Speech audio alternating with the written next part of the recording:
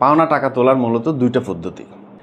প্রথমটা আলোচনা করি। এনআই অ্যাক্টে যদি মামলা করেন তাহলে প্রথমে উকিল মারফত আপনি একটি উকিল নোটিশ পাঠাবেন, তারপরেও যদি টাকা না দেয় দেন সব তথ্য প্রমাণ সহ আপনি মামলা করবেন।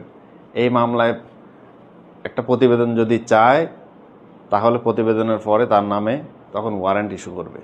ওয়ারেন্টে যেদিন অ্যারেস্ট হবে প্রথম দিনেই তাকে বলবে যে আপনি 50% টাকা জমা দেন, তবেই জামিন হবে। এভাবে প্রথম দফায় একটা ভালো টাকা পাবেন।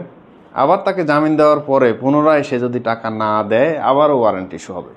দ্বিতীয় বুদ্ধি হলো থানা বা কোর্টে আপনি যখন প্রতারণামূলক মামলা করবেন 406, 420 ধারায়, তখন এই মামলার প্রতিবেদন গেলে তার বিরুদ্ধে এই টাকা আত্মসাৎ, প্রতারণামূলক আত্মসাতের মামলা চার্জ ফ্রেম হবে। চার্জ ফ্রেম হলে তার বিরুদ্ধে ওয়ারেন্ট হবে।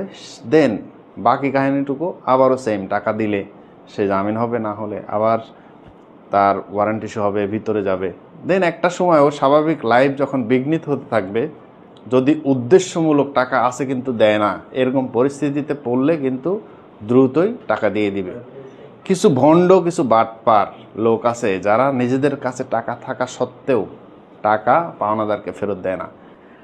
টাকা পান কিন্তু তাকে বলতে পারেন না, অথবা বহুবার বলেছেন কাজ হয় না। এই ভিডিওটা তার মেসেঞ্জার বা হোয়াটসঅ্যাপে শেয়ার করে দিন।